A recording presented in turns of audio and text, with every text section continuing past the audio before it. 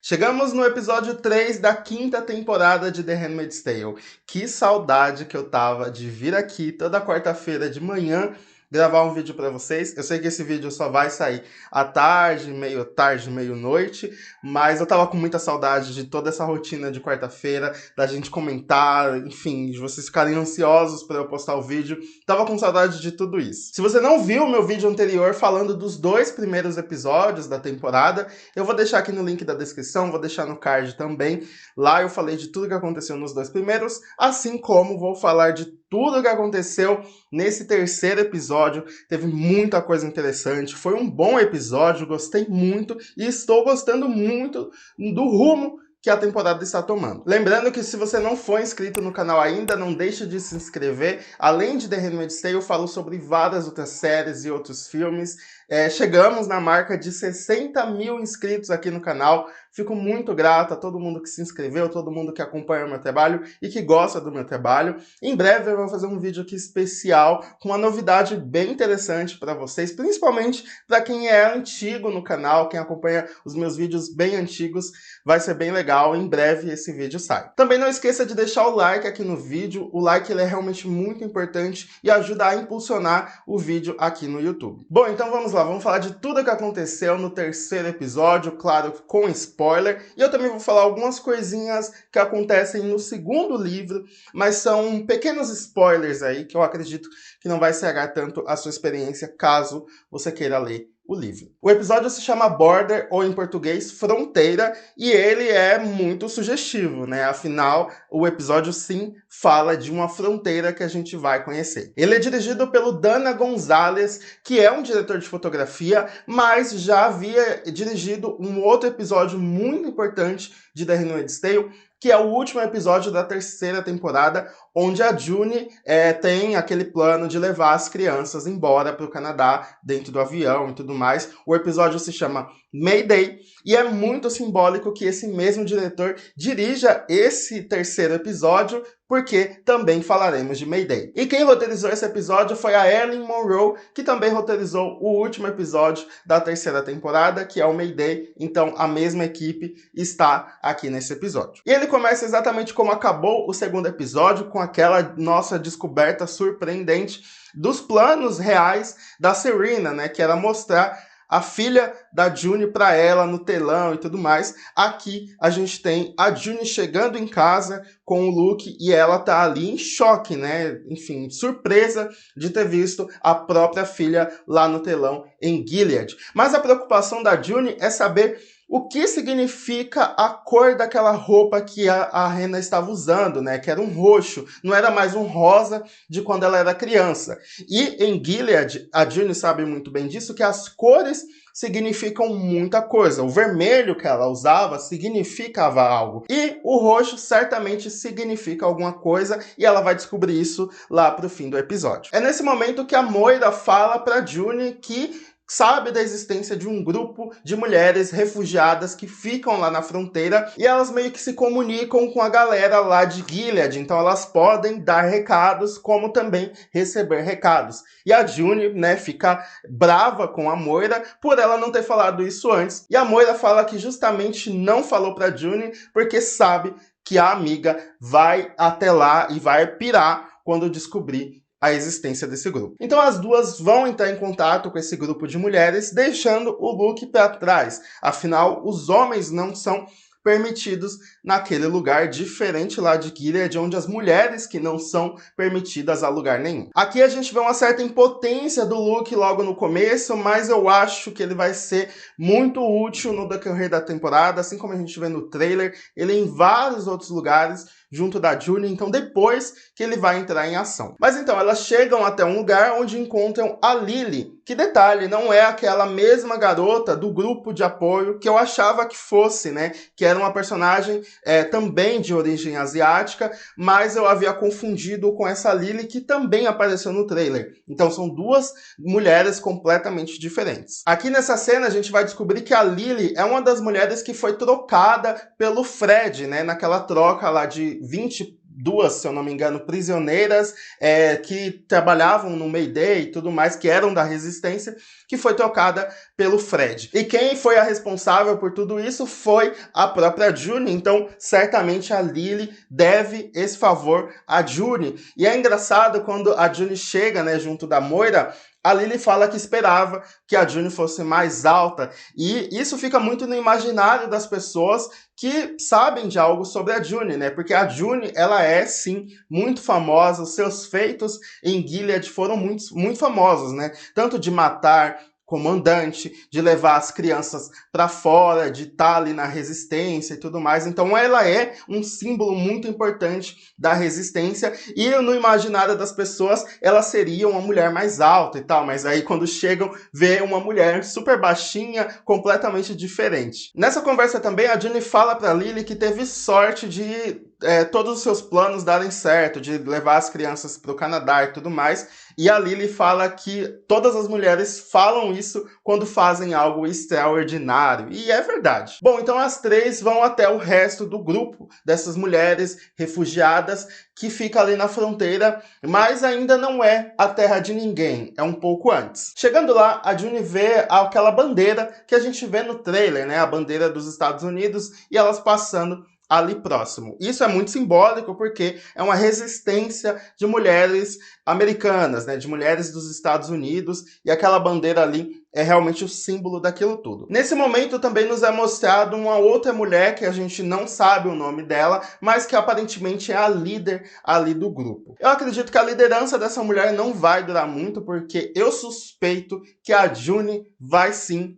ser a líder de todo esse grupo aí de mulheres da resistência. Isso a gente vai ver lá mais pra frente, ainda nessa temporada. Mas então, a Lily leva as duas pra dentro de uma cabana, e o plano da June, na verdade, é entrar em contato com o Nick para perguntar o que significa a cor da roupa que a Hannah estava usando, né? E parece ser uma besteira, mas isso é muito importante que ela descubra quais são as intenções de Gilead com a sua filha. Só que a comunicação para alguém de dentro de Gilead, ainda mais um comandante, é muito difícil e demora um pouco, então a June vai passar alguns momentos lá esperando isso. E é nesse momento em que a June entra na cabana e a Lily mostra para ela fotos de pessoas que elas retiraram de lá de Gilead, mas também mostra as fotos das pessoas que elas perderam, né, em toda essa travessia e tudo mais. E é exatamente nesse momento também que a June descobre o que é o Mayday, o que significa o Mayday.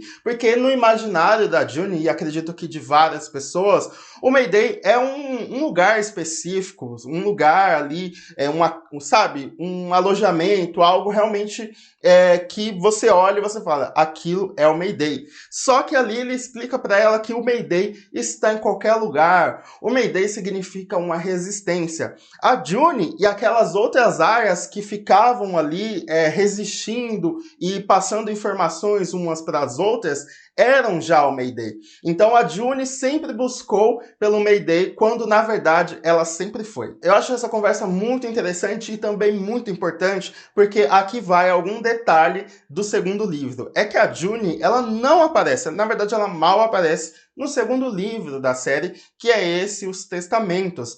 Porque ela está em uma missão do Mayday lá na fronteira do Canadá. Então eu acredito muito que a June vai ficar com esse grupo da resistência, vai deixar a Nicole com alguém, não sabemos ainda se será com o Luke, mas ela vai estar com alguém, e vai ficar ali naquela fronteira ajudando as pessoas a sair de Gilead para o Canadá, enfim. Ela vai estar ali naquela resistência, e essa conversa foi muito importante, porque fez dar aquele estalo na cabeça da June de que ela pode ser o Mayday, ela já é o Mayday e ela pode contribuir muito. Detalhe que esse é de fato o grupo do qual a June gostaria e quer estar. Não aquele grupo de apoio de mulheres conformadas, mulheres que estão apenas traumatizadas e tristes, ela quer fazer algo. Então, aquele grupo de apoio lá da quarta temporada já não era o suficiente, ela precisava desse grupo e agora, de fato, ela encontrou. Bom, já em Gilead, a Serena vai até um jantar na casa do Joseph,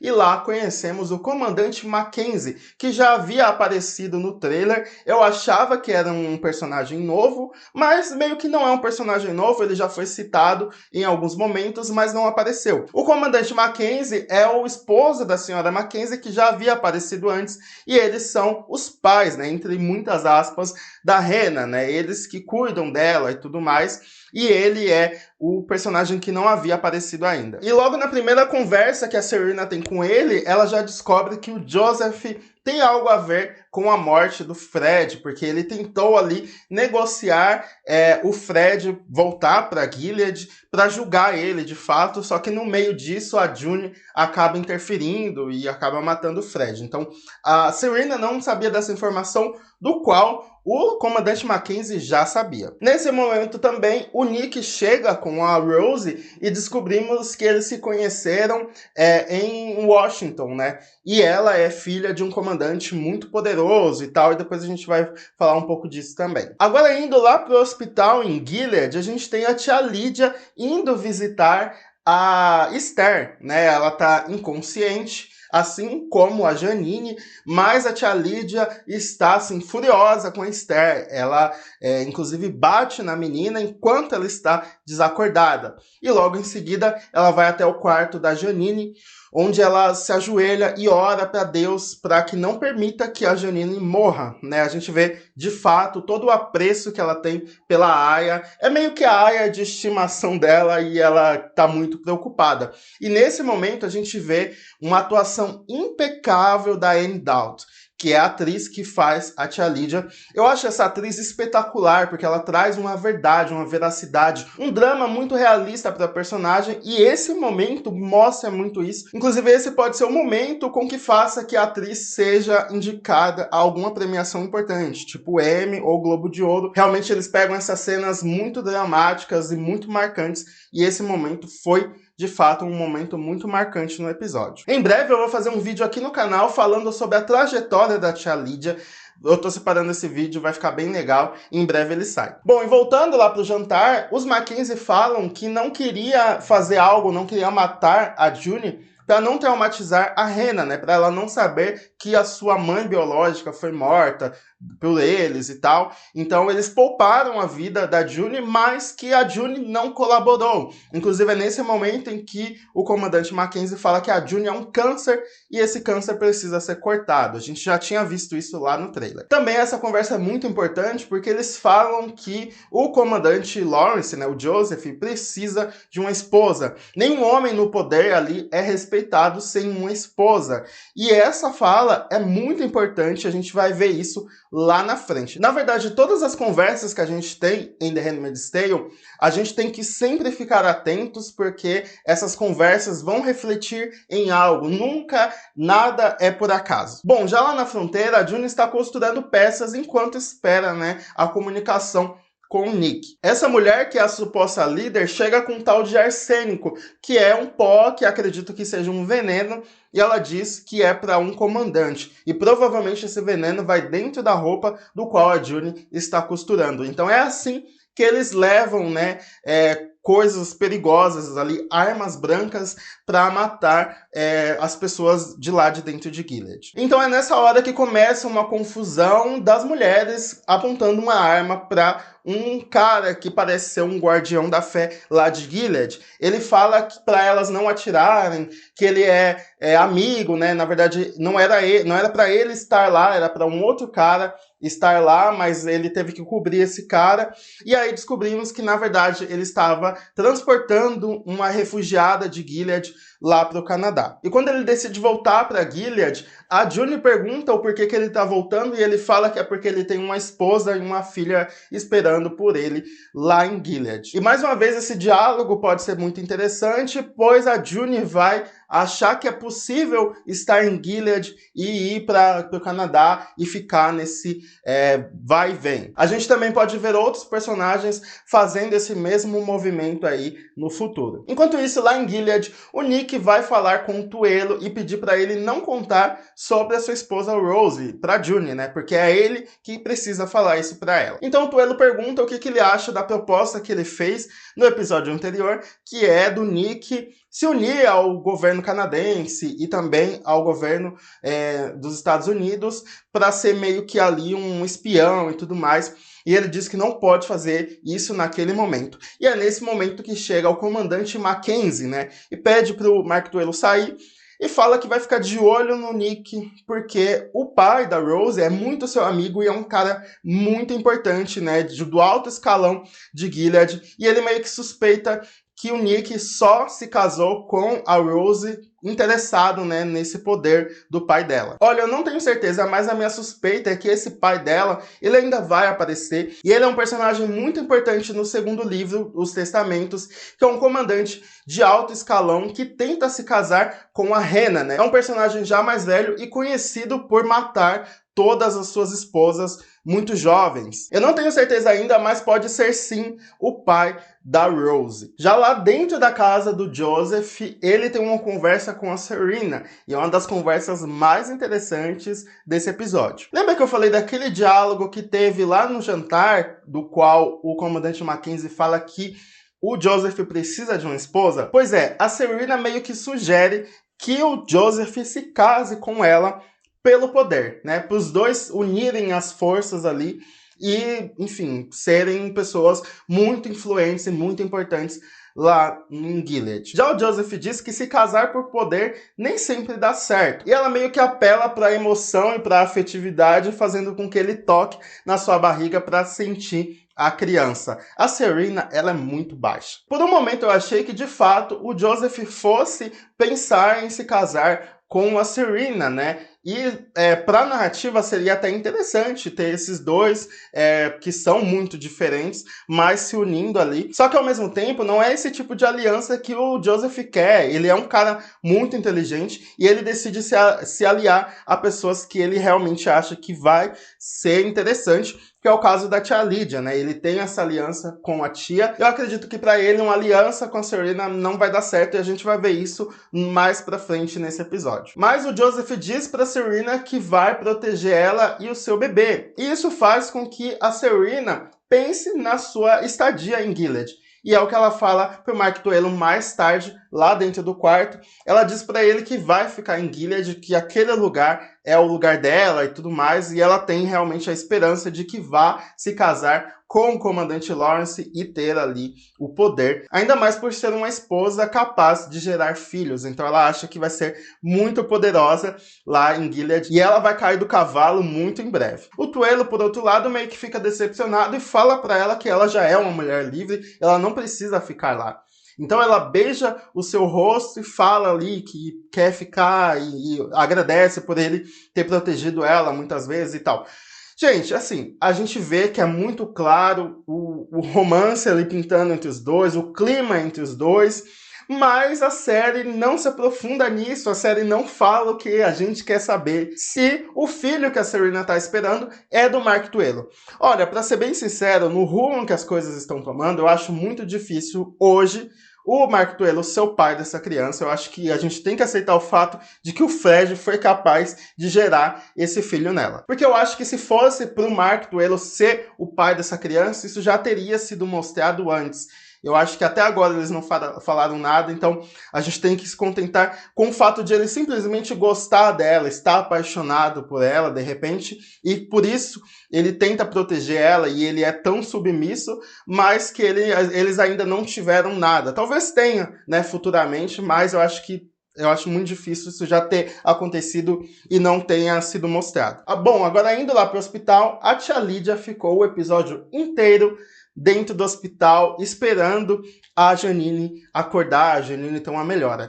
E isso me lembrou muito aquele episódio lá, muito marcante, que ela faz a June ficar no hospital esperando a Off Matthew se recuperar ou morrer, né? Lembra daquele episódio super agoniante da June ajoelhada ali, tendo que esperar a outra é a Aya. Então, aqui a gente tem a tia Lídia, né, finalmente acontecendo com ela. E eu achei isso muito interessante. A série, ela realmente vai sempre revisitando a história, mostrando a perspectiva, né, e fazendo com que a pessoa que fez algo com a outra pessoa aconteça algo semelhante ou algo igual a ela. Então, aconteceu a mesma coisa com a tia Lídia. E após a senhora Putman levar a Angela, a filha da Janine, para ir lá, né, visitar a sua mãe e tal, para quem sabe a Janine melhore. Pouco tempo depois, a Janine de fato melhora e fica ali na cadeira de rodas, enquanto a tia Lídia olha para ela ali super emocionada. Então, a gente tem a Janine já com a melhora, mas não sabemos da Esther ainda. A Esther com certeza vai acordar, porque isso aparece no trailer, mas eu acho que vai dar ruim pra Esther. A tia Lídia não vai perdoar o que ela fez, não. Bom, já lá na fronteira, a June finalmente consegue falar com Nick.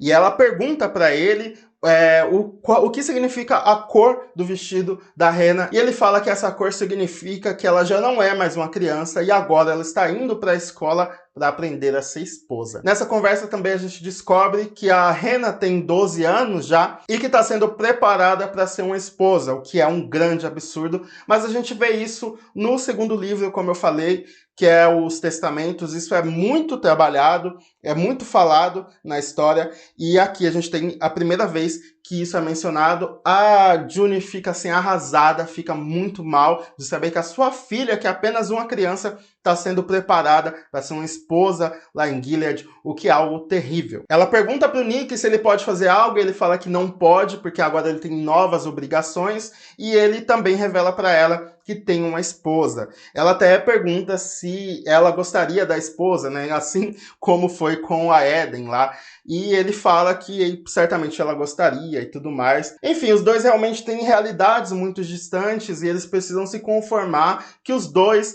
provavelmente possam não ficar juntos, né? Na cabeça deles. Embora eu ache que é provável que ela fique com ele no fim e não com o Luke. Mas enfim, isso daí eu vou deixar também para outro vídeo. Mas aqui nessa conversa a gente meio que tem uma breve despedida dos dois. Eles dando tchau, depois mostrando uma cena deles se beijando. Parecia de fato uma despedida. Eu acho que esses dois personagens vão ficar um bom tempo sem interagir, viu? Eu acho que essa foi realmente a última vez que eles vão se falar. E depois vai passar um longo tempo, talvez essa temporada toda, sem eles se falarem. Agora chegando pro fim do episódio, a Serena tinha os planos, né, de se casar com o Joseph e ficar lá em Gilead, mas nem Gilead quer ela. Então ela vai até o conselho e eles falam para ela que não quer ela lá em Gilead, e sim em Toronto, no Canadá, para ela ser a porta-voz de Gilead para o mundo. E ela meio que fica decepcionada, ela esperava ficar lá. Na verdade, gente, ela tá com medo de voltar para o Canadá, porque ela sabe quem tá esperando ela lá no país. Então a Serena é obrigada a voltar para o Canadá, ela pega o mesmo avião ali que o Mark Tuello. Quando ela chega, ela é mandada, né, de volta para a cela dela por enquanto. Depois isso vai mudar, acho que ela vai ter a própria casa dela, o que eu acho um absurdo, mas enfim. E aí no meio do caminho tem aqueles apoiadores lá dela, coisa mais ridícula e absurda do mundo. Ela até olha uma menina ali super emocionada, meio que se identifica com ela. Mas aí chegamos nos últimos minutos do episódio e, sério, sempre quando chega no último minuto de cada episódio, eu sempre fico esperando por algo impactante.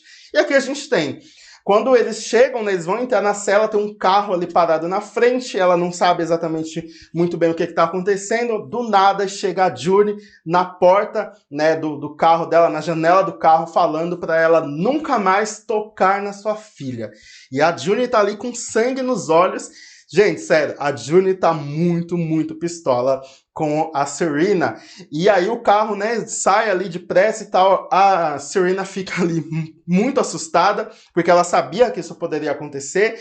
E é isso, a gente vai ter com certeza a June infernizando a Serena. A Serena vai ter medo sim da June, e é bom ela ter medo, porque a June não tá pra brincadeira não. E ela não tá nem aí se a Serena tá grávida ou não tá. Ela simplesmente, assim, tá com sangue nos olhos. De certa forma, eu achei bem interessante a Serena voltar pro Canadá, embora eu acho que talvez seria também interessante ela estar em Gilead, né, e as duas lutando ali, uma em cada lado, né? Seria interessante, mas eu acho que também vai ser muito legal ter as duas no mesmo país, dividindo o mesmo país, já vai ser algo assim muito eletrizante. Bom, isso foi tudo que aconteceu nesse terceiro episódio. Eu gostei muito desse episódio, eu achei que ele não é aquele episódio que vai ter coisas realmente muito bombásticas, mas foi um episódio de transição pra gente saber as coisas que vão acontecendo. Assim, a gente vai ter oscilações nessa temporada, vão ter episódios mais calmos e episódios realmente mais eletrizantes.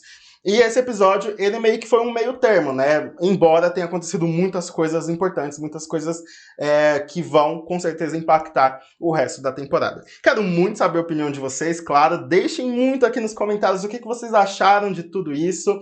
E deixem um like também, como eu falei, que sempre me ajuda.